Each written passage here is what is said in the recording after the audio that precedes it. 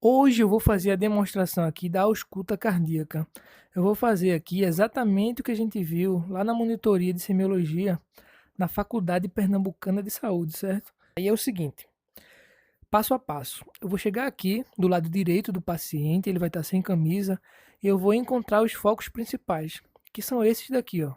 Aí para eu fazer isso é o seguinte, vou palpar o externo dele, chegar aqui, ó, uma proeminênciazinha chamada ângulo de Louis. Quando eu coloco para o lado, eu chego no segundo espaço intercostal. E do lado direito eu tenho a origem desse foco aqui, que é o foco aórtico. Do lado esquerdo eu tenho o foco pulmonar. No terceiro espaço intercostal eu vou ter o aórtico acessório. No quinto espaço intercostal mais medialmente eu vou ter aqui o foco tricúspide. E se eu ficar aqui, ó, chegar aqui no ictus cordis, que é esse local aqui, eu vou ter o foco mitral. A localização do ictus cordis é na linha hemiclavicular esquerda e no quinto espaço intercostal, certo? Então eu vou fazer nessa ordem aqui a ausculta. Queria que vocês prestassem atenção nos sons. Vamos lá.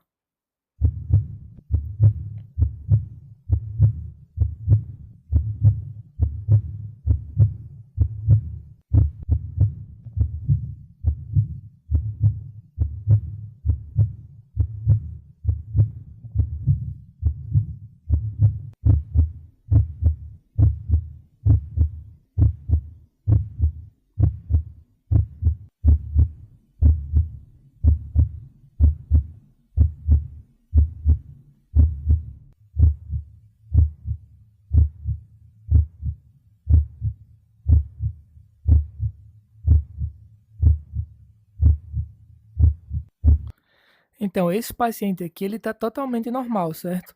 Ele está com ritmo cardíaco regular, em dois tempos e com bulhas normofonéticas. E a frequência cardíaca dele está ok. Está entre 60 e 100. E é isso aí, pessoal. Essa foi a aula de ausculta cardíaca, certo? Com o nosso paciente aqui virtual. E se inscrevam no canal, ajudem aí. E obrigado por hoje e até a próxima.